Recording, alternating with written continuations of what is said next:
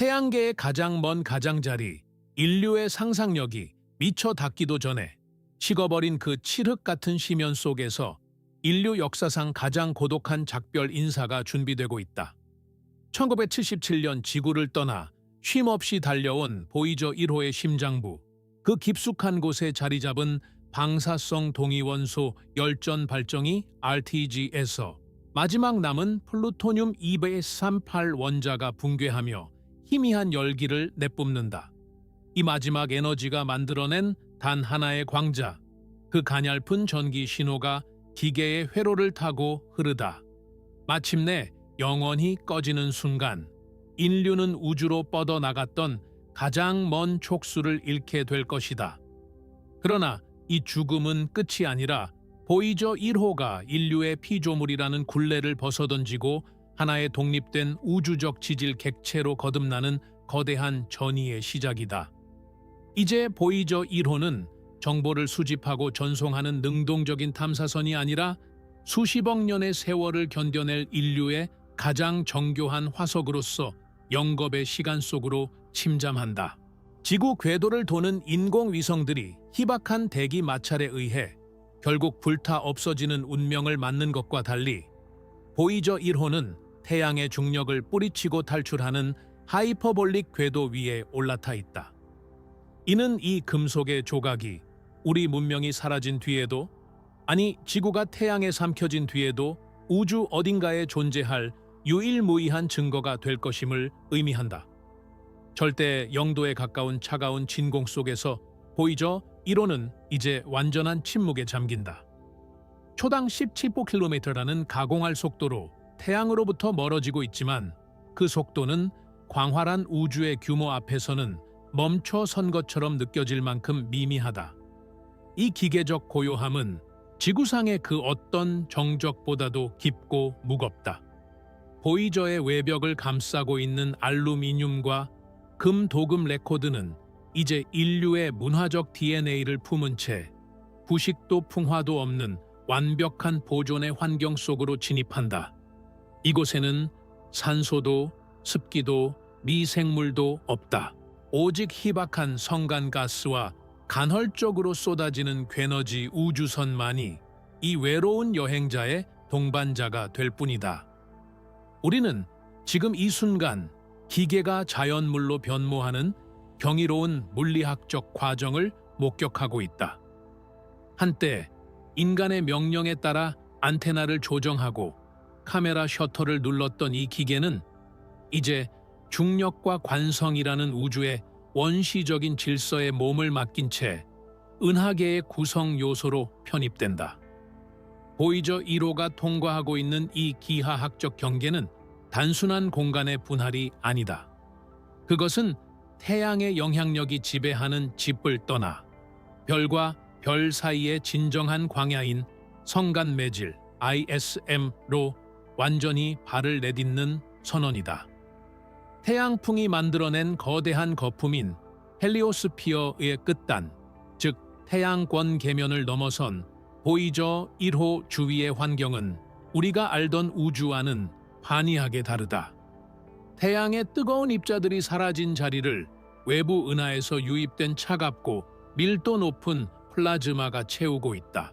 최신 데이터에 따르면 이 성간 공간의 플라즈마 밀도는 태양권 내부보다 훨씬 높으며 이는 보이저 1호가 거대한 바다를 지나다 이제는 더 깊고 진한 심해로 들어섰음을 시사한다. 하지만 여기서 중요한 오해를 바로잡아야 한다. 보이저 1호는 지금 어떤 특정한 별을 향해 직선으로 달려가고 있는 것이 아니다. 비록 그것이 4만 년 뒤에 글리제 484소라는 별 근처를 지날지라도 보이저의 진정한 운명은 태양계의 행성들이 태양을 공전하듯 우리 은하의 거대한 중심인 사수자리 A를 축으로 은하 전체를 순회하는 궤도에 올라타는 것이다. 은하 중심을 한 바퀴 도는 데 걸리는 시간은 약 2억 2,500만 년에서 2억 5천만 년. 보이저 1호는 인류가 출현하기 훨씬 전부터 존재했던 은하의 리듬에 맞춰 자신의 긴 여정을 시작했다. 이 기계 화석은 앞으로 수십 번, 어쩌면 수백 번 은하를 회전하며 인류가 존재했다는 사실을 무언으로 증명할 것이다. 우리는 이제 과학적 예측과 물리학적 법칙을 등불 삼아 이 작은 금속 조각이 앞으로 맞이하게 될 언에이언의 시간을 연대기적으로 추적해보고자 한다. 그것은 단순한 비행 경로의 추적이 아니라 엔트로피와 시간, 그리고 존재의 의미에 대한 거대한 서사시가 될 것이다. 보이저 1호가 맞닥뜨릴 첫 번째 시련은 태양계에 보이지 않는 감옥이자 가장 먼 외곽인 오르트 구름, 오워트 클라우드이다. 수조계의 얼음 덩어리와 암석들이 부유하는 이 혼돈의 지대를 통과하는 데에만 앞으로 3만 년의 세월이 더 필요하다.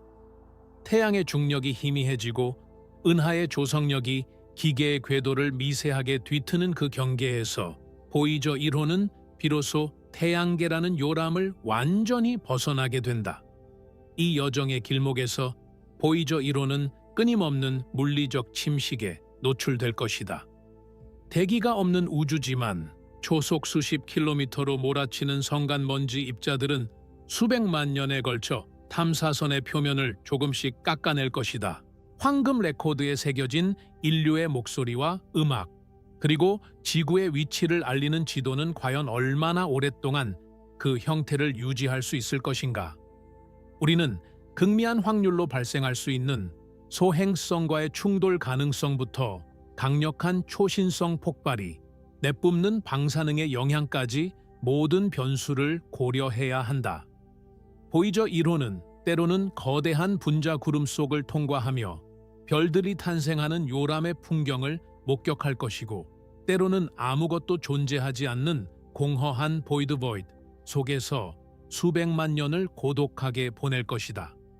이 다큐멘터리는 보이저 1호라는 렌즈를 통해 우리가 결코 도달할 수 없는 미래, 즉 수십억 년 뒤 태양이 팽창하여 지구가 잿더미가 된 이후에도 여전히 은하계를 유영하고 있을 인류의 마지막 유산에 대해 이야기하고자 한다. 시간이 흐름에 따라 우리가 고정된 별이라 부르던 밤하늘의 성좌들은 그 형태를 잃고 흩어질 것이다. 북극성은 더 이상 북쪽을 가리키지 않을 것이며 오리온 자리의 전설도 사라질 것이다. 그러나 보이저 1호는 그 변화하는 우주의 풍경 속에서도 묵묵히 자신의 궤도를 유지한다. 이것은 단순한 기계의 생존기가 아니다. 그것은 지적 생명체가 우주에 남길 수 있는 가장 영속적인 흔적에 대한 탐구다. 보이저 1호가 맞이할 운명은 두 가지 극단적인 가능성 사이에 놓여 있다. 하나는 영원히 지속되는 은하의 방랑자로서 우주가 열적 죽음을 맞이할 때까지 그 형태를 보존하는 영원한 화석이 되는 것이고, 다른 하나는 수억 년의 세월 끝에 어느 이름 모를 항성의 중력에 이끌려 뜨거운 불꽃 속으로 산화하는 운명적인 귀환이다. 이제 우리는 이 작은 탐사선이 써내려갈 우주적 연대기의 첫 페이지를 넘기려 한다. 인류의 목소리를 싣고 떠난 이 사절단이 마주할 최종적인 운명, 그리고 그 끝에 기다리고 있는 우주의 진실은 과연 무엇일까? 침묵하는 골든 레코드 위로 흐르는 시간의 강물을 따라 보이저 1호의 마지막 여정을 추적해본다. 보이저 1호가 태양권 계면 잔 트와이치 헤리오파우스 이라는 눈에 보이지 않는 거대한 자기적 장벽을 넘어 성간 공간으로 진입했을 때 인류는 비로소 우리가 살고 있는 집의 현관문을 열고 나섰다고 생각했다. 하지만 우주의 척도는 인간의 성급한 정의보다 훨씬 더 가혹하고 광대하다. 보이저 1호는 이제 막 성간 매질이라는 차가운 바다에 발을 담갔을 뿐 여전히 태양이라는 거대한 항성의 중력적 지배권, 즉 힐, 구, 힐, 스피어라 불리는 보이지 않는 사슬에 묶여 있다. 이 힐구는 태양의 중력이 주변 은하계의 배경 중력보다 더 강력하게 작용하는 공간적 범위를 뜻하며, 그 반지름은 약 2광년, 즉 12만 천문단위 AU에 달한다. 보이저 1호가 초속 17km라는 지구상의 그 어떤 탄환보다 빠른 속도로 질주하고 있음에도 불구하고 이 중력의 감옥을 완전히 탈출하여 진정한 은하의 방랑자가 되기까지는 앞으로도 수만 년의 세월이 더 필요하다. 인류가 문명을 일구고 피라미드를 세우며 디지털 시대를 열기까지 걸린 시간보다 훨씬 더 긴 시간이 이 작은 금속 조각이 태양계의 자식이라는 꼬리표를 떼어내는데 소요될 것이다. 이제 보이저 1호 앞에는 인류가 단 한 번도 직접 관측하지 못한 가설로만 존재하는 거대한 얼음의 요새가 버티고 서 있다. 바로 오르트 구름, 오와트 클라우드이다. 이곳은 태양계의 진정한 최외곽 경계이자 수조 개의 얼음 덩어리와 암석 파편들이 태양을 구형으로 감싸고 있는 거대한 잔해의 창고다. 보이저 1호가 이 오르트 구름의 안쪽 경계에 도달하기까지는 앞으로 약 300년이 더 걸릴 것이며 그 중심부를 관통하여 반대편 끝으로 빠져나가는 데는 3만 년이라는 영겁에 가까운 시간이 필요하다. 우리는 여기서 한 가지 흥미로운 물리학적 질문을 던져야 한다. 과연 이 좁은 틈을 비집고 나가는 여행자가 오르트 구름의 거대한 파편들과 충돌하지 않고 무사히 통과할 확률은 얼마나 될까? 통계학적으로 보면 우주는 믿을 수 없을 만큼 텅 비어 있다. 수조 개의 얼음 덩어리가 존재한다 해도 그들 사이의 평균 거리는 지구와 달 사이의 거리보다 멀다. 보이저 1호가 오르트 구름의 구성원과 충돌할 확률은 서울에서 쏜 화살이 부산에 있는 바늘 구멍을 통과할 확률보다 낮다. 그러나 영원이 아닌 확률은 무한한 시간 속에서 언제나 잠재적인 위협이 된다. 만약 단 하나의 미세한 얼음 알갱이라도 초속 17km의 상대 속도로 보이저의 안테나나 원자력 전지 부위에 충돌한다면 그것은 단순한 접촉이 아니라 소형 폭탄의 폭발과 맞먹는 물리적 타격을 입힐 것이다. 오르트 구름을 구성하는 이 얼음 덩어리들은 약 46억 년 전 태양계가 처음 형성되던 혼돈의 시기에 목성과 토성 같은 거대 가스 행성들의 강력한 중력에 의해 변두리로 쫓겨난 버려진 자식들이다. 보이저 1호는 역설적이게도 자신을 이 머나먼 곳으로 밀어내 주었던 그 행성들의 고향을 떠나 이제는 그들이 내쫓았던 고대의 파편들 사이를 지나가고 있는 것이다. 이 구역에서 보이저 1호가 경험하게 될 중력의 변화는 매우 미묘하지만 결정적이다. 태양으로부터 멀어질수록 태양의 중력은 기하급수적으로 약해지며 그 빈자리를 우리 은하 전체가 만들어내는 은하 조성력, Galactic Tides이 채우기 시작한다. 은하 중심부의 거대한 질량과 주변 별들이 만들어내는 이 미세한 인력은 오르트 구름에 머물던 해성들을 가끔 태양계 안쪽으로 밀어넣기도 하고 보이저 1호와 같은 이방인의 궤도를 미세하게 뒤틀기도 한다. 이 지점에서 보이저 1호는 더 이상 태양만을 바라보는 행성적 질서의 일원이 아니다. 그것은 이제 은하계라는 거대한 유체의 흐름에 몸을 맡긴 하나의 원자가 되어간다. 이 긴 여정 동안 보이저 1호가 마주할 풍경은 완벽한 암흑이다. 태양은 이제 밤하늘의 수많은 별 중 조금 더 밝은 하나의 점에 불과하며 그 빛조차도 보이저의 금속 표면을 드기에는 덕없이 부족하다. 이곳의 온도는 절대 0도보다 불과 몇 도 높은 수준이며 기계의 내부 회로는 이미 얼어붙어 고체 상태의 침묵을 유지하고 있다. 하지만 이 얼어붙은 침묵이야말로 보이저 1호를 영원히 보존하는 힘이 된다. 화학적 부식이나 산화작용이 전혀 일어날 수 없는 이 환경에서 보이저 1호의 구조물들은 원자 단위에서 안정화된다. 지상에서는 수십 년이면 녹슬어 없어질 알루미늄판과 구리 배선들이 이곳에서는 수십만 년 동안 그 형태를 유지할 수 있다. 이것이 바로 보이저 1호를 인류의 화석이라 부르는 이유다. 그것은 시간이 멈춘 공간을 통과하며 자신의 존재를 보존한다. 심층적인 물리학적 관점에서 볼 때 보이저 1호가 오르트 구름을 통과하는 과정은 탈출 속도와 궤도 역학의 정수를 보여준다. 보이저 1호는 현재 태양의 중력권을 벗어나기에 충분한 에너지를 가진 쌍곡선 궤도 (Hyperbolic Trajectory)를 달리고 있다. 이는 보이저가 태양에 다시 붙잡혀 돌아오지 않을 것임을 보장한다.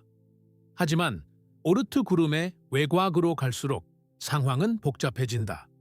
주변을 지나는 이웃 별들의 중력적 섭동 (perturbation) 이 보이저의 경로에 개입하기 시작하기 때문이다.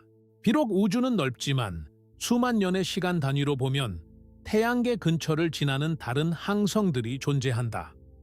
이러한 별들의 중력은 보이저 1호를 원래 계획된 경로에서 수도 디그리 가량 이탈하게 만들 수 있으며, 이는 수백만 년 뒤 보이저가 도달할 은하계의 위치를 완전히 바꿔놓을 수 있는 변수가 된다.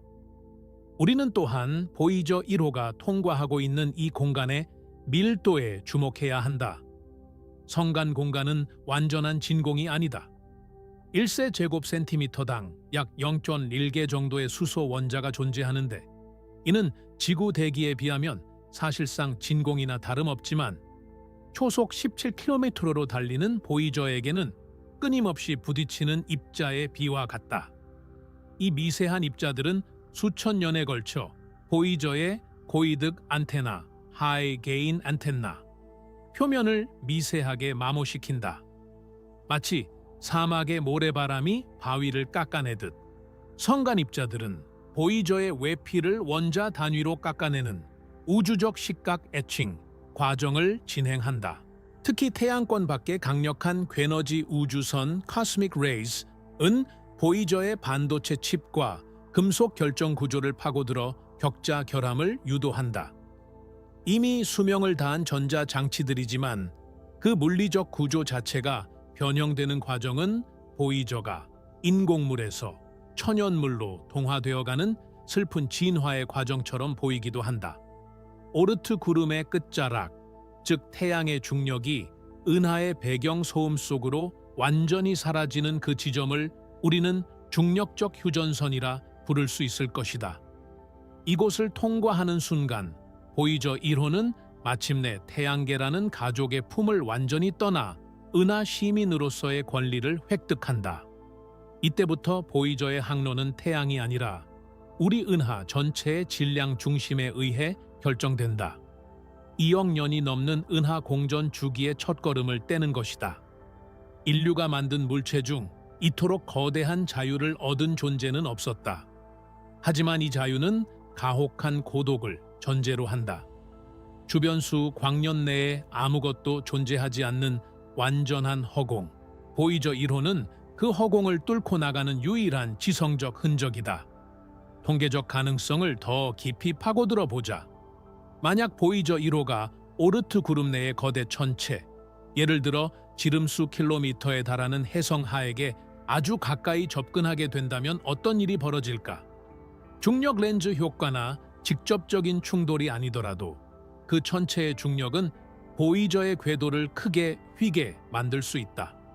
과학자들은 보이저가 이 구역을 지나며 겪게 될 수많은 근접 조우 시나리오를 시뮬레이션했다. 결론은 명확하다. 보이저 1호는 너무나 작고 우주는 너무나 넓다. 보이저가 오르트 구름의 천체에 의해 유의미한 궤도 수정을 겪을 확률은 로또의 연속으로 10번 당첨될 확률보다 낮다.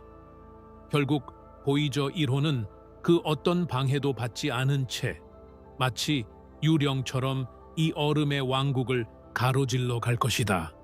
이 파트의 결론에서 우리는 보이저 1호의 물리적 상태를 다시 한번 되새겨야 한다. 2030년대 전후로 모든 전력이 고갈되면 보이저 1호는 스스로의 위치를 알릴 수도 온기를 유지할 수도 없다. 그것은 영하 270도의 차가운 금속 덩어리일 뿐이다. 그러나 그 차가운 금속 안에는 1977년 지구의 여름 공기와 당시 사람들의 희망과 바흐의 음악이 담긴 골든 레코드가 맥박 없는 심장처럼 박혀 있다. 오르트 구름을 통과하는 3만 년의 시간 동안 지구상에서는 수많은 국가가 흥망성쇠를 거듭하고 언어가 변하며 기후가 바뀌겠지만 보이저 1호의 골든 레코드는 단 한 소절의 음악도 잃어버리지 않은 채 암흑 속을 순항할 것이다. 이것은 인류가 시간의 파괴적인 힘에 맞서 던진 가장 대담한 도전장이다. 오르트 구름을 넘어선다는 것, 그것은 태양계라는 안온한 요람을 벗어나 거친 은하의 황야로 나가는 성인식과 같다. 보이저 1호는 이제 그 성인식의 가장 고통스럽고 긴 구간을 지나고 있다. 빛조차 도달하는데 1년 이상 걸리는 그 먼 곳에서 보이저는 인류가 더 이상 지켜줄 수 없는 영역으로 홀로 나아간다.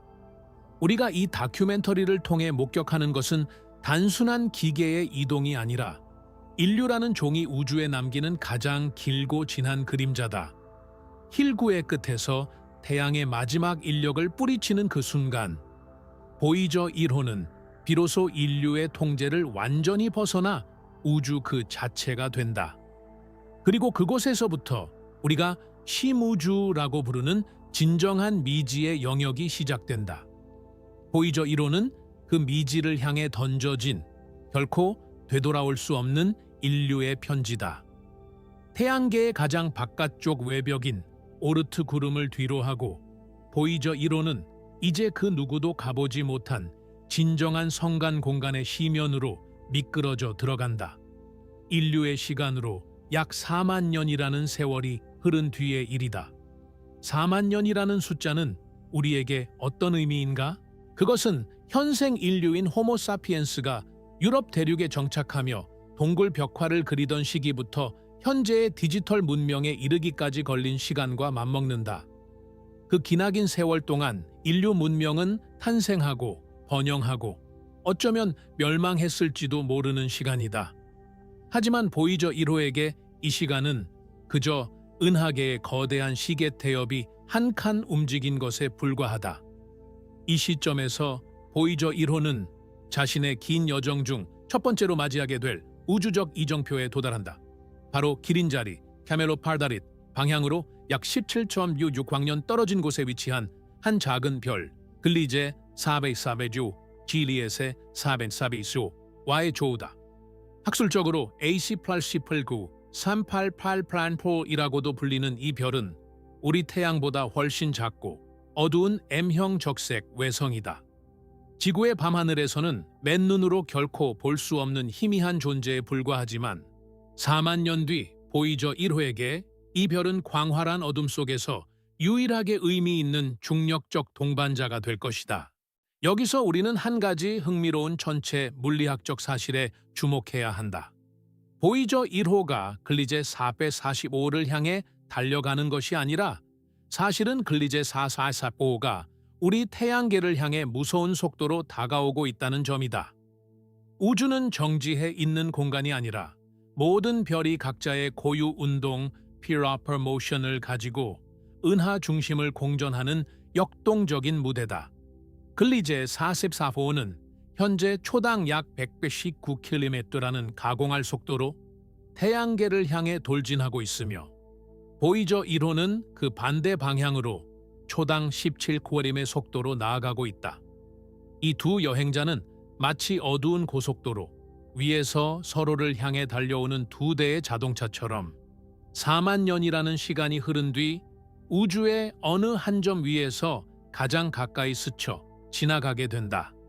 이 조우라는 단어에 담긴 물리학적 거리는 우리의 상상을 초월한다. 보이저 1호가 글리제 445에 가장 가깝게 접근했을 때의 거리는 약 1.6광년으로 예측된다. 1.6광년, 킬로미터로 환산하면 약 15조 킬로미터에 달하는 거리다.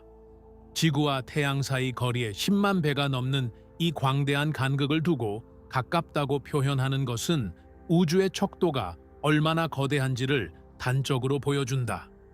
보이저 1호의 관점에서 본다면 글리제 4445는 그저 밤하늘에서 유독 붉게 빛나는 조금 더 밝은 별 하나에 불과할 것이다.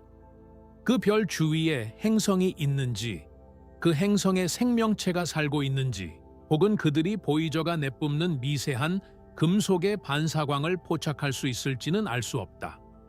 그러나 확실한 것은 보이저 1호가 이 별의 중력권에 포획되어 궤도에 안착할 가능성은 전무하다는 사실이다. 여기서 물리학의 냉혹한 법칙이 작용한다. 보이저 1호는 이미 태양계의 탈출 속도를 확보한 상태이며 글리제 445와 스쳐 지나갈 때의 상대 속도는 초당 수백 킬로미터에 달하게 된다. 이 정도의 속도라면 글리제 445와 같은 질량이 작은 적색 외성이 보이저를 자신의 중력장 안으로 끌어들여 행성처럼 공전하게 만드는 것은 불가능하다. 보이저 1호는 그저 글리제 445가 내뿜는 붉은 빛을 잠시 동안 자신의 차가운 안테나에 머금었다가 다시 차가운 공허 속으로 튕겨져 나갈 뿐이다. 이것은 우주적인 의미에서의 스쳐 지나감이며 영원한 고독 속에서 잠시 스친 타인의 온기와도 같다. 글리제 445라는 별 자체에 대해서도 깊이 파고들 필요가 있다. 적색 외성은 우주에서 가장 흔한 별의 형태이지만 그 수명은 수조 년에 달할 정도로 길다. 우리 태양이 수십억 년 뒤 적색 거성으로 팽창하여 지구를 삼키고 백색 외성으로 사멸해갈 때도 글리제 445는 여전히 그 희미한 붉은 빛을 내뿜으며 존재할 것이다. 보이저 1호가 이 별을 지나칠 때 그것은 어쩌면 인류 문명의 모태가 된 태양보다 더 오래 살아남을 존재와의 만남이기도 하다. 적색 외성의 특징인 강력한 플레어 활동은 보이저 1호의 외피에 미세한 방사능 흔적을 남길지도 모른다. 비록 전자장치는 죽었지만 금속의 결정 구조 속에는 그 강력한 별의 에너지가 기록될 것이다. 이 시기에 보이저 1호가 위치하게 될 길인 자리는 천문학적으로 매우 흥미로운 구역이다. 이 별자리는 17세기 초 천문학자 페트루스 플랑키우스가 만든 비교적 현대적인 별자리로 북극성 근처의 어두운 영역을 채우기 위해 고안되었다. 길인 자리는 우리 은하의 평면에서 약간 벗어난 곳에 위치해 있어 성간 먼지의 방해가 적고 먼 우주의 은하들을 관찰하기에 좋은 창구 역할을 한다. 보이저 1호는 이 기린의 목을 따라 올라가며 은하계의 지평선을 바라보게 된다.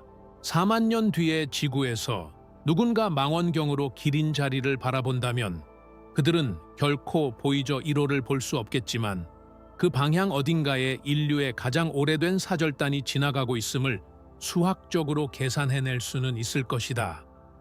하지만 그때의 지구에 인류가 남아있을지는 의문이다. 4만 년은 생물학적 진화가 일어나기에도 혹은 기후변화와 지질학적 변동으로 지구의 모습이 완전히 바뀌기에도 충분한 시간이다. 보이저 1호가 글리제 445에 접근할 무렵 지구의 자전축은 세차 운동으로 인해 지금과는 다른 방향을 가리키고 있을 것이며 현재의 북극성인 폴라리스는 더 이상 북쪽을 지키지 않을 것이다.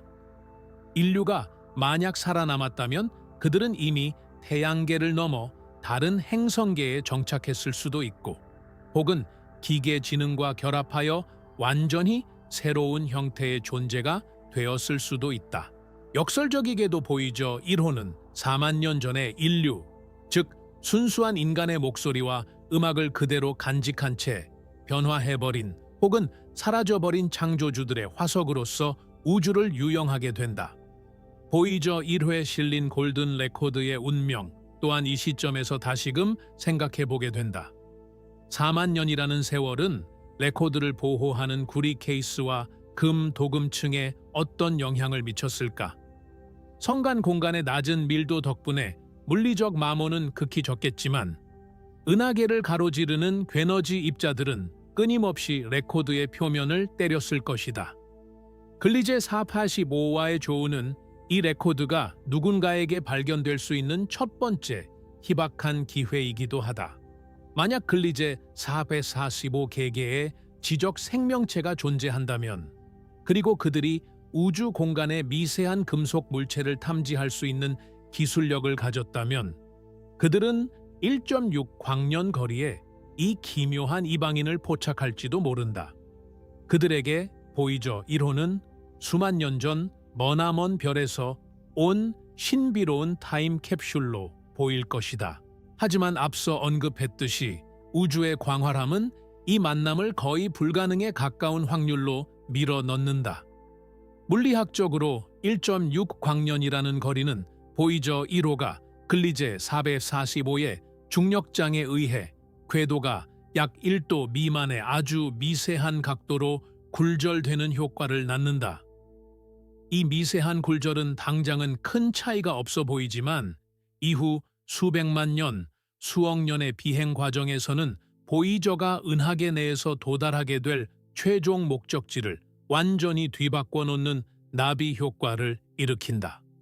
글리제 445는 보이저 1호에게 일종의 중력적 이정표이자 은하계라는 거대한 바다에서 항로를 미세하게 수정해주는 무언의 안내자 역할을 하는 셈이다. 이 파트의 핵심은 보이저 1호가 겪는 고독의 질감이다. 글리제 445에 접근할 때조차 보이저 1호는 완전한 어둠과 정적 속에 머문다. 우리가 영화에서 보는 것처럼 별이 눈앞에 거대하게 나타나거나 화려한 성운이 앞을 가로막는 일은 없다. 우주는 99.9999%가 텅 빈 공간이며 별과 별 사이의 거리는 상상을 초월할 만큼 멀다. 보이저 1호가 4만 년을 달려 겨우 한 별 근처를 스쳐 지나간다는 사실 자체가 우리 존재의 미미함과 우주의 압도적인 규모를 증명한다. 글리제 445를 통과한 후 보이저 1호는 다시 이름 없는 공허 속으로 나아간다. 다음 별과의 조우는 수십만 년 혹은 수백만 년 뒤에나 기약할 수 있다. 이때부터 보이저 1호는 단순히 태양계를 떠난 탐사선이 아니라 우리 은하의 구성 성분 중 하나로 완전히 자리 잡게 된다. 4만 년이라는 시간의 강을 건너 글리제 445라는 등대를 지나친 보이저 1호의 모습은 마치 밤바다를 홀로 항해하는 도추담배가 멀리서 반짝이는 등대 불빛을 잠시 바라보고 다시 수평선 너머로 사라지는 장면을 연상시킨다. 그 배에는 더 이상 선원도 동력도 없지만 배의 선실 안에는 인류가 남긴 가장 아름다운 유산들이 정갈하게 보관되어 있다. 우리는 이제 4만 년 뒤의 미래를 상상하며 보이저 1호가 던지는 철학적 질문에 직면한다.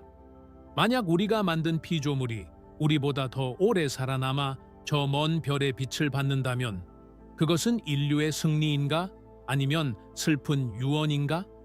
글리제 445의 붉은 광자가 보이저의 안테나에 닿는 그 찰나의 순간 인류는 비로소 영원이라는 시간의 문턱을 넘어서게 될 것이다. 보이저 1호는 이제 다음 장으로 넘어간다. 별들의 중력보다 더 무서운 적, 즉 우주 공간의 미세한 먼지들이 일으키는 물리적 마모와 파괴의 시간이 기다리고 있는 성간 매질의 진창 속으로 인류의 화석은 그 가혹한 시련을 견뎌내고 수억 년의 시간을 버텨낼 수 있을 것인가? 4만 년의 여정은 이제 겨우 시작일 뿐이다. 글리제 445호라는 희미한 이정표를 지나친 보이저 1호는 이제 인류가 일찍이 경험해보지 못한 가장 느리고도 가혹한 파괴의 과정에 직면한다. 우리는 흔히 우주 공간을 완벽한 진공, 즉 아무것도 없는 텅 빈 상태로 상상하곤 한다. 하지만 물리학의 눈으로 본 성간 공간은 결코 비어있지 않다. 그곳은 초속 17km, 시속으로 환산하면 약 6만 1천 km라는 가공할 속도로 질주하는 보이저 1호에게 거대한 모래바람의 사막과 같다. 이제부터 전개될 이야기는 수십만 년, 아니 수백만 년에 걸쳐 진행될 우주적 마모의 대서사시다. 보이저 1호의 금속 표면이 성간먼지라는 보이지 않는 적들과 부딪히며 어떻게 서서히 깎여 나가고 변모하는지에 대한 잔인하고도 정교한 물리적 보고서다. 보이저 1호가 직면한 첫 번째 위협은 성간먼지 입자 (Interstellar Dust Grains다). 이 입자들은 대개 규산염이나 탄소질 성분으로 이루어져 있으며 크기는 담배 연기 입자보다도 작다. 평상시라면 손등에 내려앉아도 느끼지 못할 만큼 미미한 존재들이지만 보이저 1호의 상대 속도 앞에서는 이야기가 달라진다. 운동에너지 공식인 달러2 알라온 2 MV 타이더랄에 따르면 속도의 제곱에 비례하여 파괴력이 결정된다. 초속 17km로 질주하는 보이저에게 이 미세한 먼지 알갱이 하나가 부딪히는 에너지는 지상에서 발사된 권총 탄환이 금속판을 타격하는 충격과 맞먹는다.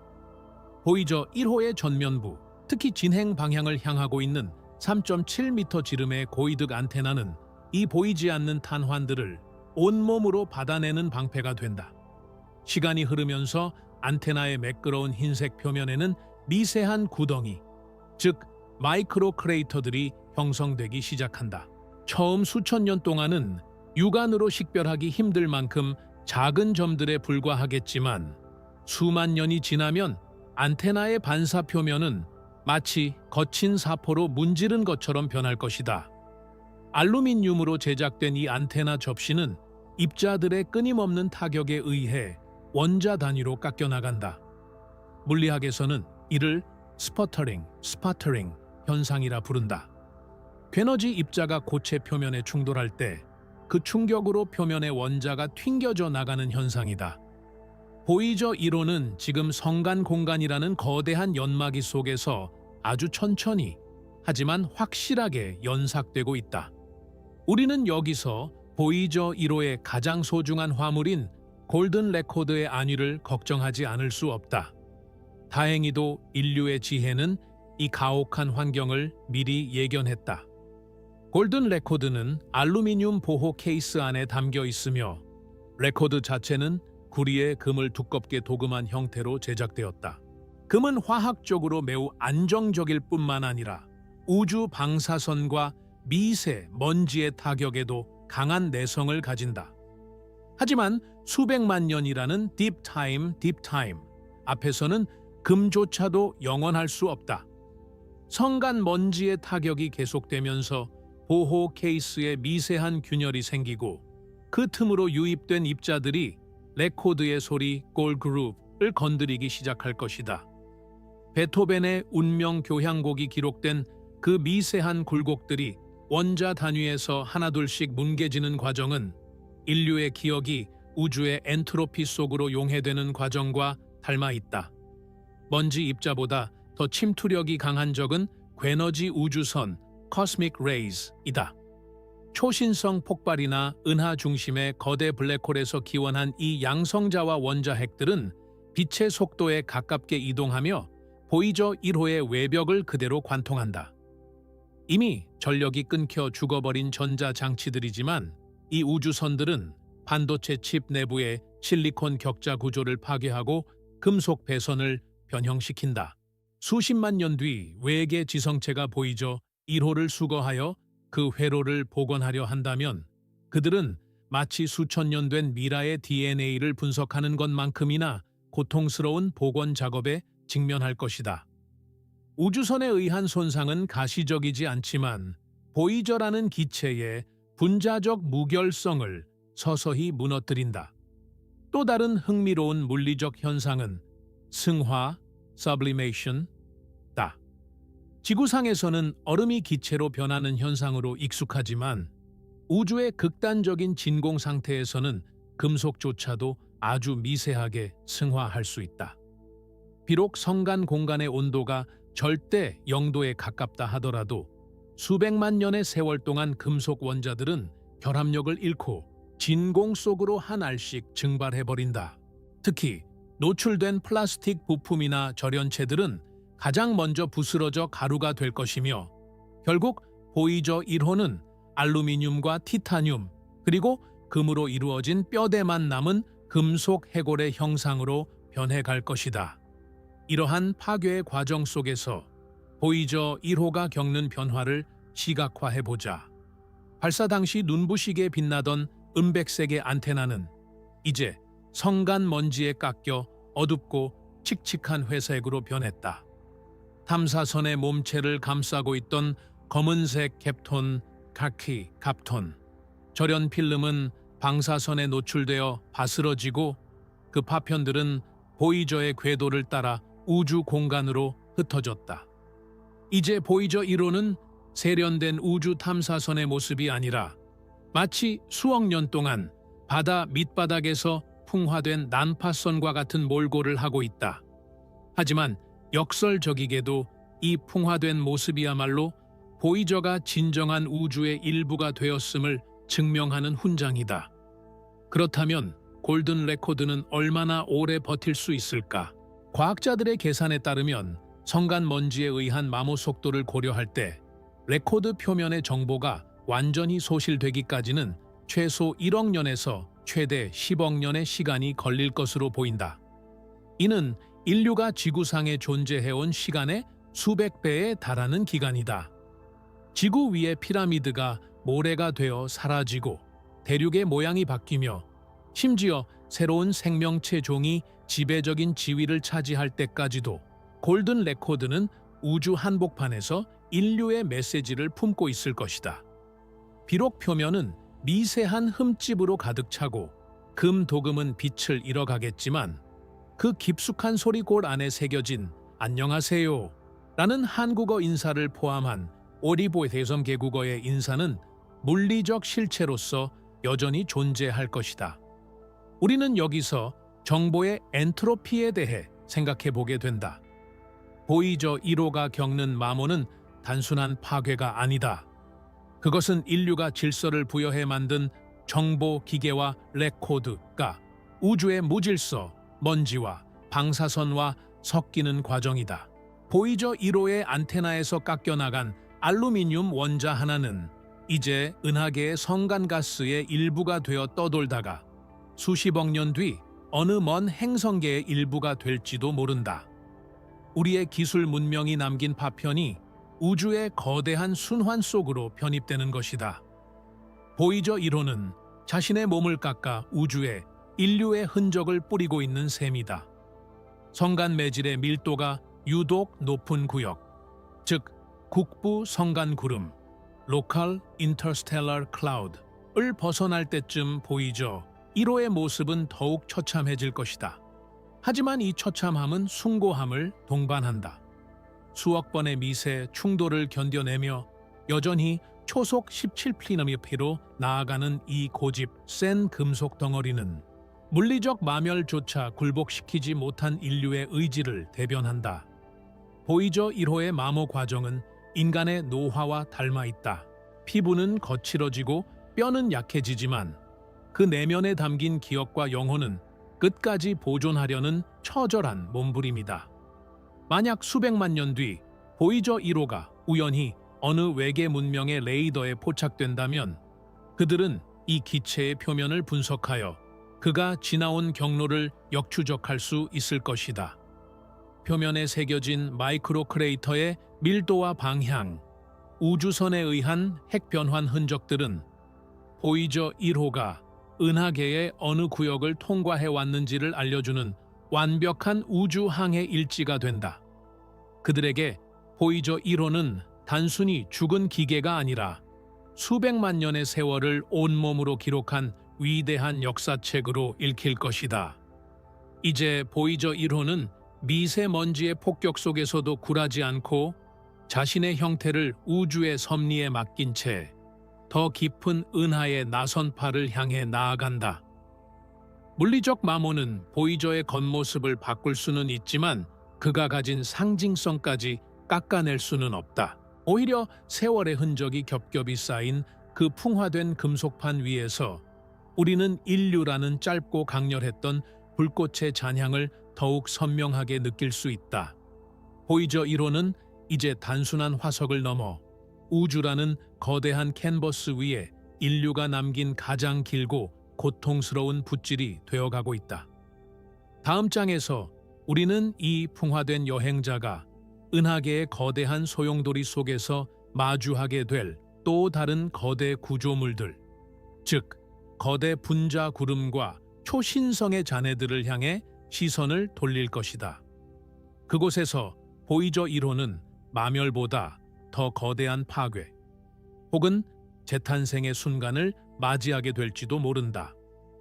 성간 먼지의 폭격을 견뎌내며 자신의 외피를 깎아내던 보이저 1호는 이제 인류가 상상할 수 있는 가장 거대한 물리적 구조물, 즉 우리 은하 The Milky Way의 거대한 흐름 속으로 완전히 편입된다.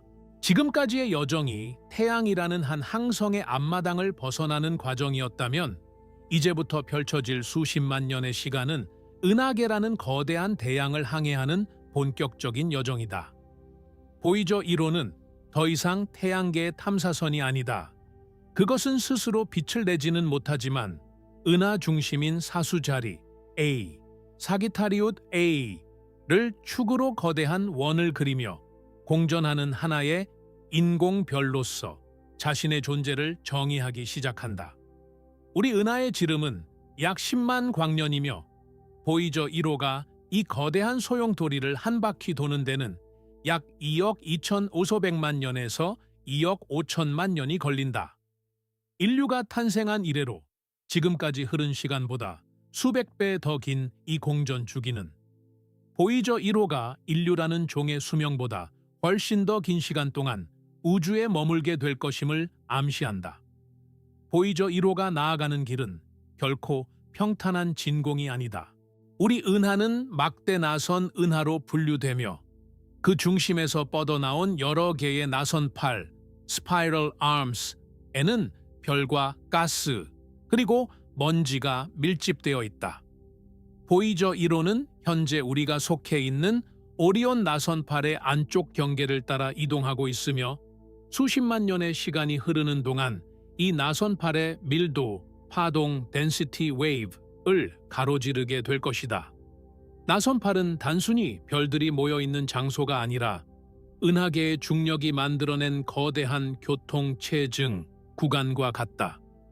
이곳에서 보이저 1호는 인류가 지구상에서 망원경으로만 보아왔던 경이롭고도 위험한 천체 물리적 현상들과 직접 마주하게 된다.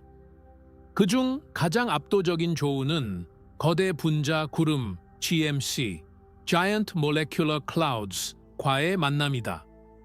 수십 광년에 걸쳐 펼쳐진 이 거대한 가스 덩어리들은 수소 분자와 우주 먼지로 가득 차 있으며 새로운 별들이 탄생하는 우주의 요람이다.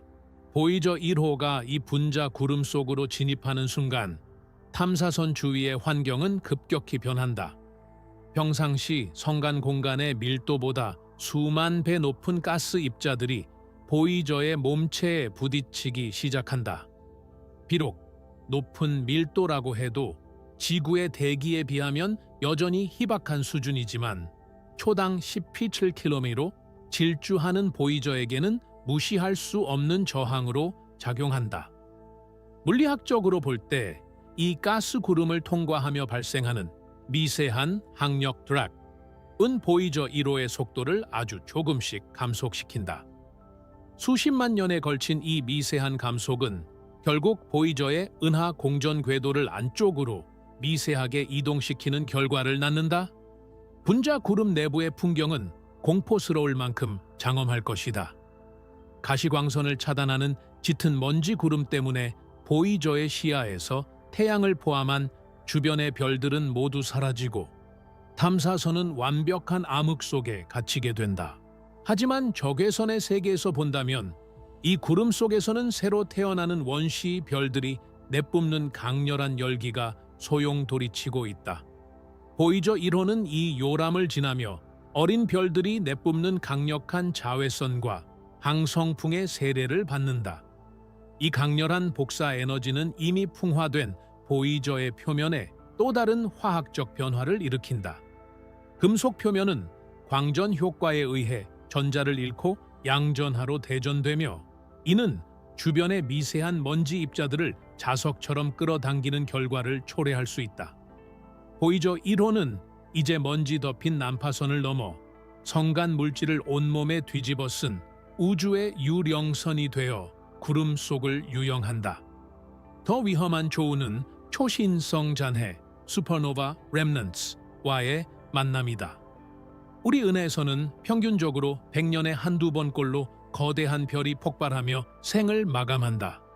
폭발의 충격파는 수만 년 동안 성간 공간을 초속 수천 킬로미터의 속도로 휩쓸고 지나간다. 앞으로 50만 년이라는 시간의 창을 통해 본다면 보이저 1호가 과거에 폭발했거나 미래에 폭발할 초신성의 영향권에 들어갈 확률은 결코 무시할 수 없다. 만약 보이저가 비교적 최근에 폭발한 초신성의 잔해 구역에 진입한다면 탐사선은 상상을 초월하는 괴너지 입자와 강렬한 X선, 감마선의 폭풍을 견뎌내야 한다. 이 충격파는 보이저의 구조물을 물리적으로 뒤흔들고 금속 원자들 사이의 결합을 끊어놓을 만큼 강력하다. 인류가 만든 이 연약한 기계가 우주의 가장 파괴적인 힘 앞에서 그 형태를 유지할 수 있을지는 물리학적 한계에 대한 시험대가 될 것이다. 하지만 이러한 극한의 환경조차도 보이저 1호를 완전히 파괴하지는 못할 것이다. 보이저의 설계는 놀라울 정도로 견고하며 우주의 광활함은 충돌의 확률을 우리 편으로 만들어준다. 보이저 1호는 은하의 나선파를 따라 흐르며 때로는 밀도가 높은 가스층을, 때로는 별과 별 사이의 텅 빈 공간을 번갈아 통과한다. 이 과정에서 보이저 1호는 우리 은하의 화학적 진화를 기록하는 수동적인 관찰자가 된다. 탐사선의 표면에 쌓이는 원소들의 종류와 비율은 그가 통과해온 은하계 구역의 역사를 말해준다. 수소와 헬륨뿐만 아니라 별의 내부에서 생성되어 우주로 뿌려진 탄소, 산소, 철과 같은 무거운 원소들이 보이저의 알루미늄 외피 위에 겹겹이 쌓인다. 수백만 년 뒤에 보이저 1호는 인류가 만든 기계이면서 동시에 은하계의 역사가 응축된 우주적 지질 샘플이 되어 있을 것이다. 여기서 우리는 인공별로서의 보이저 1호에 대해 다시 생각해 보게 된다. 보이저 1호는 스스로 빛을 내지는 못하지만 그 중심에 있는 골든 레코드는 전자기파가 아닌 물리적 실체로서 정보를 전달한다. 은하계를 공전하는 수천억 개의 별 중 오직 보이저 1호만이 인위적인 질서와 지성적 메시지를 품고 있다. 다른 모든 별이 핵융합을 통해 에너지를 내뿜고 사멸해가는 자연의 섭리를 따를 때 보이저 1호는 그 섭리 바깥에서 누군가에 의해 의도적으로 만들어진 정보의 캡슐로서 존재한다. 이것은 우주의 엔트로피 증가 법칙에 정면으로 도전하는 인류의 작은 반항이다. 50만 년이라는 시간이 흐르면 보이저 1호는 지구에서 보았던 익숙한 별자리들의 대열에서 완전히 벗어난다. 우리가 밤하늘에서 보던 큰 곰자리, 오리온자리, 카시오페이아 자리는 모두 흩어져 사라지고 보이저 1호는 오직 자신만의 새로운 별자리들 사이를 항해하게 된다. 이때쯤이면 보이저 1호가 떠나온 태양계 역시 은하 중심을 따라 상당한 거리를 이동했을 것이며 보이저와 지구 사이의 물리적 거리는 수십 광년으로 벌어진다. 이제 보이저 1호에게 지구는 돌아갈 수 없는 고향을 넘어 수만 년 전의 전설 속에서나 존재하는 희미한 기원지가 된다. 우리는 보이저 1호의 항로를 따라가며 우주의 시간 깊이, time depth를 실감한다. 나선파를 통과하고 분자 구름을 가로지르며 보이저 1호는 우리 문명이 결코 도달할 수 없는 미래의 풍경을 선점한다. 그것은 인류가 멸종한 뒤에도 여전히 계속될 우주의 거대한 움직임, 즉 별의 탄생과 죽음, 은하의 회전이라는 영원한 율동에 참여하는 것이다. 보이저 1호는 그 율동 속에서 아주 작은, 하지만 결코 무시할 수 없는 이질적인 박자가 된다. 은하계의 거대한 소음 속에서 들리는 인류의 아주 작은 속삭임과도 같다. 이제 보이저 1호는 다음 단계인 100만 년의 문턱을 향해 나아간다. 나선팔의 숲을 지나 더 더 넓은 은하의 평원으로 나아가는 이 시점에서 우리는 보이저 1호가 단순히 어디로 가느냐가 아니라 무엇이 되어 가느냐를 묻게 된다. 그것은 기계에서 화석으로, 화석에서 다시 우주의 기본 구성 성분으로 변모해가는 과정이다. 하지만 그 변화의 끝에서도 보이저 1호의 심장부에 박힌 금색 원반은 여전히 빛나고 있을 것이다. 비록 그 빛을 봐줄 리가 아무도 없을지라도 우주의 법칙은 그 기록이 존재한다는 사실 자체를 지우지 못한다. 우리는 이제 100만 년 뒤의 미래, 별들의 위치가 완전히 바뀌고 은하계의 지도가 새로 그려지는 딥타임의 정점으로 시선을 옮긴다. 그곳에서 보이저 1호는 인류라는 존재의 마지막 증인으로서 어떤 모습으로 서 있을 것인가? 은하의 나선팔을 타고 흐르는 이 외로운 항해는 이제 진정한 영혼의 영역으로 진입한다. 이제 보이저 1호의 시계는 인류가 감히 상상할 수 없는 심원한 시간, 딥타임의 영역으로 진입한다. 지구를 떠난 지 100만 년, 이 숫자는 단순한 시간의 흐름을 넘어 인류가 쌓아온 모든 역사와 문명의 기억이 우주의 거대한 엔트로피 속으로 희석되어 사라지기에 충분한 기간이다. 100만 년 전 우리의 조상인 호모 에렉투스가 돌을 깎아 도구를 만들고 불을 다스리기 시작했을 때부터 지금까지 흐른 시간만큼의 미래, 그 아득한 미래의 어느 날 보이저 1호는 여전히 초속 17km의 속도로 은하계의 어둠을 가르고 있다. 이 시점에서 보이저 1호가 목격하게 될 우주는 우리가 지금 밤하늘을 보며 느끼는 평온한 별자리들의 모습과는 판이하게 다를 것이다. 우리가 붙박이별이라 부르며 영원히 변치 않을 이정표로 삼았던 별들은 사실 각자의 고유 운동을 통해 끊임없이 움직이고 있으며 100만 년이라는 세월은 그 움직임이 밤하늘의 지도를 완전히 새로 그리기에 충분한 시간이기 때문이다. 보이저 1호의 주변을 감싸고 있는 별들의 배치는 이제 완전히 낯설게 변해 있다. 21세기 인류에게 익숙했던 오리온 자리의 삼태성은 뿔뿔이 흩어졌고 북극성은 더 이상 정북향을 가리키지 않는다. 별들은 마치 거대한 강물 위의 나무십처럼 각자의 궤도를 따라 흘러가며 서로의 거리를 벌리거나 좁힌다. 보이저 1호의 관점에서 본다면 이것은 마치 수백만 년에 걸쳐 상영되는 아주 느린 춤과 같다. 한때 보이저 1호와 가깝게 조우했던 글리제 4845나 다른 인접 항성들은 이미 수만 광년 너머로 멀어져 갔고 이제는 이름 모를 새로운 항성들이 보이저의 항로 주변을 조용히 스쳐 지나간다. 이 과정에서 보이저 1호는 인류가 한 번도 경험해보지 못한 우주적 고립의 진정한 의미를 깨닫게 될 것이다. 그것은 단순히 멀리 떨어져 있다는 감각이 아니라 자신을 정의해줄 모든 맥락이 사라진 상태에서의 존재를 의미한다. 물리학적으로 100만 년이라는 시간은 보이저 1호의 물리적 실체에 심각한 변화를 초래한다. 앞서 다룬 성간먼지의 침식은 이제 보이저의 외형을 알아보기 힘들 정도로 깎아내었을 것이다. 탐사선의 상징과도 같았던 흰색 고이득 안테나는 이제 수많은 마이크로 크레이터와 스퍼터링 현상으로 인해 거친 암석과 같은 질감을 띠게 된다. 하지만 여기서 놀라운 점은 이토록 가혹한 환경 속에서도 보이저 1호의 핵심 구조는 여전히 유지될 가능성이 높다는 것이다. 진공 상태에서의 금속은 부식되지 않으며 오직 물리적인 타격만이 그 형태를 바꿀 뿐이다. 100만 년 뒤에 보이저 1호는 인류가 만든 기계라기보다는 은하계를 떠도는 하나의 인공 운석에 가까운 모습이 되어 있을 것이다. 그 차가운 금속 덩어리 안에는 여전히 골든 레코드가 박혀 있으며 그 위에 도금된 금층은 수조계의 우주선 입자들에 노출되었음에도 불구하고 여전히 그 속의 소리꼴을 완벽하게 보호하고 있을 것이다. 이 시점에서 우리는 심원한 시간의 철학적 무게를 견뎌야 한다. 100만 년 뒤의 지구는 과연 어떤 모습일까? 지질학적으로 볼 때 100만 년은 대륙이 수십 킬로미터 이동하고 새로운 빙하기가 찾아오며 수많은 생물 종이 멸종하고 새로 탄생하는 시간이다.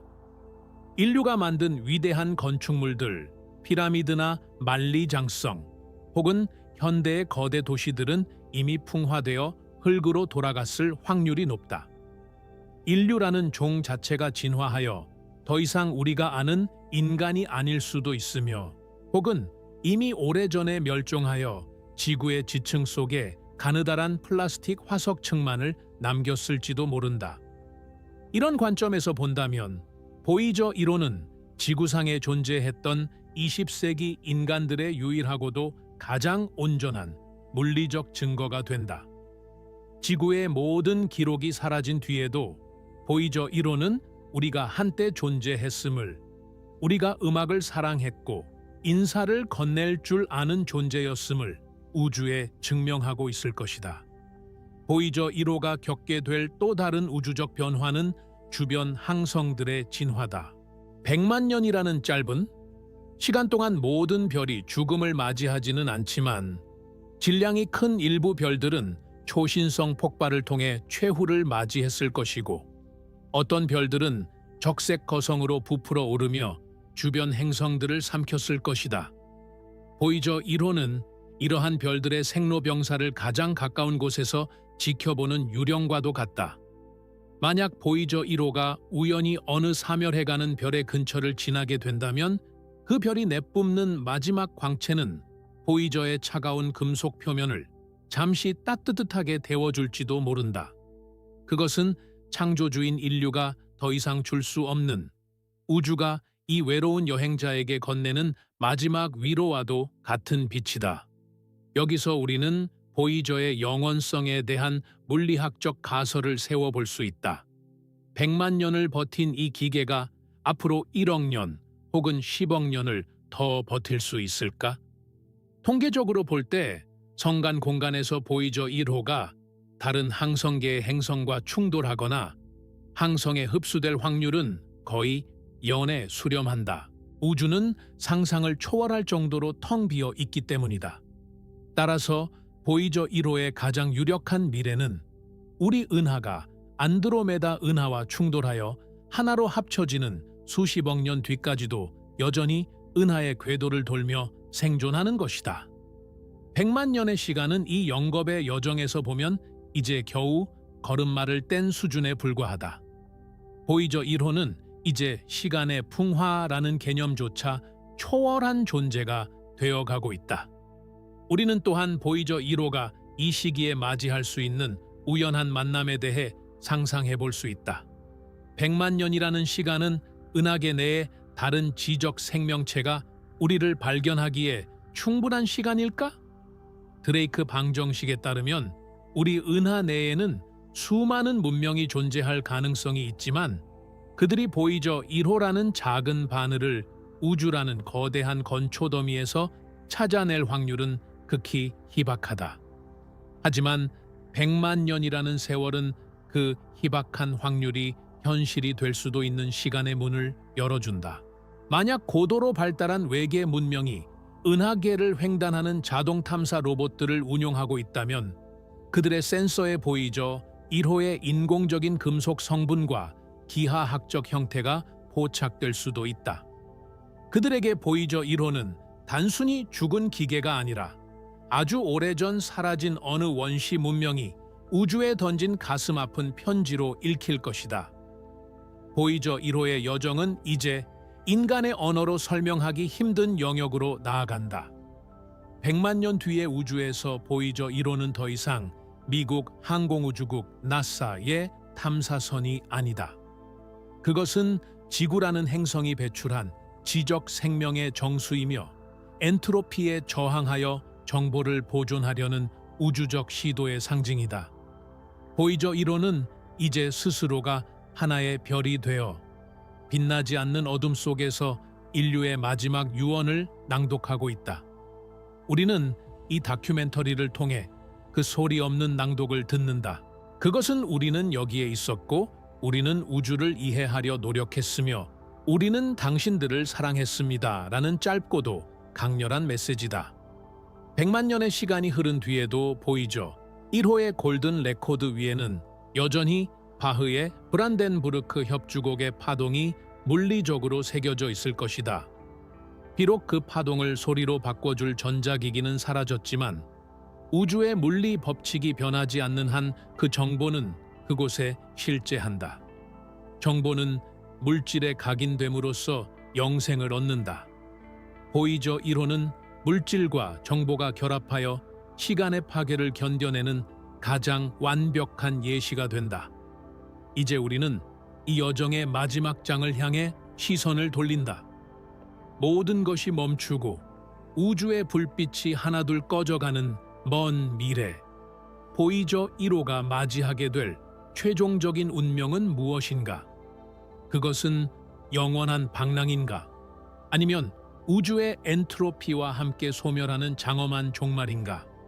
100만 년의 문턱을 넘어선 보이저 1호의 그림자는 이제 은하계 전체를 뒤덮을 만큼 길게 늘어져 있다. 우리는 그 그림자의 끝에서 인류가 남긴 마지막 흔적을 보게 될 것이다.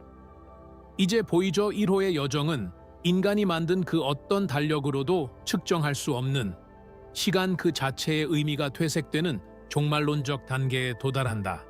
우리는 이것을 운명의 역설 (Paradox of Destiny)이라 부른다. 과연 보이저 1호는 우주가 열적 죽음을 맞이할 때까지 영원히 살아남는 불멸의 화석이 될 것인가? 아니면 수억 년의 비행 끝에 어느 이름 모를 항성이나 블랙홀의 중력에 이끌려 무참히 파괴되는 운동적 소멸을 맞이할 것인가? 이 질문에 답하기 위해서는 물리학의 가장 냉혹한 통계와 우리 태양계조차 감당하지 못할 거대한 미래의 시나리오를 펼쳐보아야 한다. 보이저 1호는 이제 단순한 탐사선이 아니라 존재의 영속성과 엔트로피의 법칙이 정면으로 충돌하는 거대한 사고 실험의 주인공이 된다. 먼저 보이저 1호가 마주할 가장 가능성 높은 운명은 영원한 방랑이다. 수학적으로 볼 때 은하계는 우리 상상보다 훨씬 더 텅 비어 있다. 우리 은하에 1000억 개가 넘는 별이 있다고 하지만 별과 별 사이의 평균 거리는 약 5광년, 즉 47조 킬로미터에 달한다. 이를 이해하기 쉽게 비유하자면 유럽 대륙 전체에 모래알 3개를 흩뿌려 놓은 것과 같다. 보이저 1호라는 아주 작은 금속 조각이 이 광활한 공간을 가로지르다가 어떤 천체와 직접 충돌할 확률은 사실상 열연고에 수렴한다. 이러한 통계적 공허함은 보이저 1호에게 역설적인 불멸을 선사한다. 그 어떤 방해도 받지 않은 채 보이저 1호는 우리 은하의 회전 궤도를 따라 수십억 년, 어쩌면 수조 년 동안 공전하며 인류 문명의 유일한 물리적 유산으로 남게 될 것이다. 그러나 이 영원한 화석의 시나리오 이면에는 운동적 파괴라는 또 다른 필연적인 가능성이 도사리고 있다. 보이저 1호는 현재 초당 17km라는 속도로 이동하고 있다. 이 속도는 태양계를 벗어나기엔 충분하지만 은하계의 거대한 중력 웅덩이를 벗어나기엔 턱없이 부족하다. 결국 보이저 1호는 은하 중심의 거대 블랙홀인 사수자리 A1을 중심으로 거대한 타원을 그리며 영구히 갇히게 된다. 이 기나긴 공전의 과정에서 보이저 1호는 수차례 은하의 나선파를 통과하게 될 것이며 그때마다 밀도가 높은 성간 가스층이나 소행성 지대와 마주칠 위험에 노출된다. 만약 지름 몇 센티미터에 불과한 작은 암석이라도 보이저와 정면으로 충돌한다면 그 엄청난 운동 에너지는 보이저 1호를 순식간에 기화시켜 한 줌의 플라즈마 구름으로 만들어버릴 것이다. 인류의 모든 지식과 음악이 담긴 골든 레코드가 우주의 먼지로 화하는 순간이다. 더 거시적인 관점에서 보이저 1호의 운명을 바라보자. 지금으로부터 약 50억 년 뒤 보이저 1호의 고향인 태양계는 종말을 맞이한다. 태양은 중심부의 수소를 모두 소진하고 적색 거성으로 팽창하여 수성, 금성, 그리고 아마도 지구까지 삼켜버릴 것이다. 인류가 탄생하고 모든 역사를 써내려갔던 푸른 행성 지구는 태양의 뜨거운 대기 속에서 증발하여 사라진다. 이때 보이저 1호는 어디에 있을까? 보이저 1호는 이미 태양으로부터 수백 광년 떨어진 곳에서 은하계의 다른 구역을 지나고 있을 것이다. 지구가 사라진 뒤에도 보이저 1호는 지구의 암석 성분과 지구인들의 목소리를 간직한 채 우주를 떠도는 지구의 유일한 파편이자 떠다니는 묘비가 된다. 창조주는 사라졌으나 피조물은 살아남아 창조주의 존재를 증명하는 이보다 더 비극적이고 숭고한 서사는 우주 어디에도 없을 것이다. 과학적으로 보이저 1호의 수명을 결정짓는 마지막 변수는 원자 단위의 엔트로피다.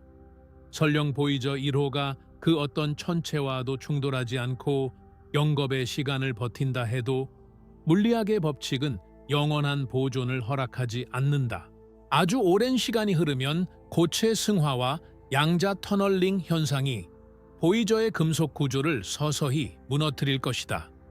수조년의 세월 동안 보이저를 구성하는 알루미늄과 티타늄 원자들은 아주 미세하게 진공 속으로 증발하며 금속 결합은 우주 방사선에 의해 약화된다. 더욱이 현대 물리학의 가설 중 하나인 양성자 붕괴, 피로톤 디케이가 실제로 일어난다면 보이저 1호는 수십억 년의 수십억 배가 흐른 뒤 결국 원자 하나하나가 붕괴하여 빛으로 흩어지게 될 것이다. 이것은 보이저 1호가 맞이할 수 있는 가장 궁극적이고도 평화로운 종말이다. 기계라는 형태를 벗어나 우주의 배경 복사 속으로 완전히 녹아드는 것이다. 하지만 우리는 보이저 1호의 물리적 소멸보다 그가 가진 정보적 상징성에 더 큰 의미를 부여한다. 보이저 1호는 인류가 보낸 유리병 속의 편지다. 이 편지가 누군가에게 읽힐 확률은 희박하지만 편지를 보냈다는 사실 자체가 인류라는 종의 본질을 규정한다. 우리는 단순히 생존하는 것에 그치지 않고 우리의 존재를 너머의 세계에 알리고자 했던 유일한 종이다. 보이저 1호는 우리의 호기심, 우리의 두려움, 그리고 우리의 사랑을 진공 속에 박제한 타임캡슐이다. 10억 년 뒤 만약 은하계의 다른 지성체가 이 낡고 풍화된 금속 덩어리를 발견한다면 그들은 그 속에서 비록 지금은 멸종하고 사라진 어느 연약한 생명체들의 거대한 꿈을 발견하게 될 것이다. 그들에게 보이저 1호는 단순한 우주 쓰레기가 아니라 우주라는 거대한 정적 속에서 울려 퍼졌던 가장 아름다운 불협 화음으로 기억될 것이다. 보이저 1호의 여정을 되돌아보며 우리는 겸허해진다. 1977년 케이프 커네버럴에서 불꽃을 뿜으며 솟아올랐던 그 작은 탐사선은 이제 인류가 감히 닿을 수 없는 신의 영역, 즉 영원의 영역으로 걸어 들어갔다. 그것은 목성의 폭풍을 지나고 토성의 고리를 넘었으며 태양의 따스한 품을 떠나 차가운 성간 공간의 어둠을 묵묵히 견뎌냈다. 이제 보이저 1호에게 남은 것은 오직 별들과의 무언의 대화뿐이다. 보이저 1호는 인류가 우주에 남긴 가장 긴 문장이자 가장 깊은 한숨이며 가장 간절한 기도다. 결론적으로 보이저 1호의 최종 목적지는 특정한 별이나 행성이 아니다. 그의 목적지는 바로 시간 그 자체다. 보이저 1호는 인류가 유한한 생명을 극복하고 무한에 도달하기 위해 던진 승부수다. 비록 언젠가 그 형태가 무너지고 원자로 흩어질지라도 보이저 1호가 우주를 가로질렀다는 사실, 그리고 그 속에 인류의 심장 박동 소리를 담아냈다는 사실은 우주의 역사 속에 영원히 각인될 것이다. 보이저 1호는 이제 우리 곁을 떠났지만 동시에 우리 모두의 마음속에 우주를 향한 끝없는 동경의 이정표로 남았다. 밤하늘을 올려다보라. 수많은 별 사이 어딘가 빛조차 닿지 않는 깊은 어둠 속에서 지금 이 순간에도 보이저 1호는 나아가고 있다. 초당 17km의 속도로 1년에 5억 킬로미터씩 인류의 기억이 닿지 않는 미래를 향해. 그의 원자력 전지는 이미 꺼졌고 안테나는 침묵하지만 그가 품은 황금 레코드는 여전히 우주를 향해 노래하고 있다. 안녕하세요. 지구로부터 온 인사입니다. 그 짧은 인사가 우주의 마지막 빛이 꺼지는 그날까지 공허한 진공 속을 울리며 인류가 한때 이곳에 있었음을, 그리고 우리가 그토록 우주를 사랑했음을 증명할 것이다. 보이저 1호의 여정은 끝나지 않았다. 그것은 이제 인류의 역사를 넘어 우주의 역사 그 자체가 되어 영원히 계속될 것이다.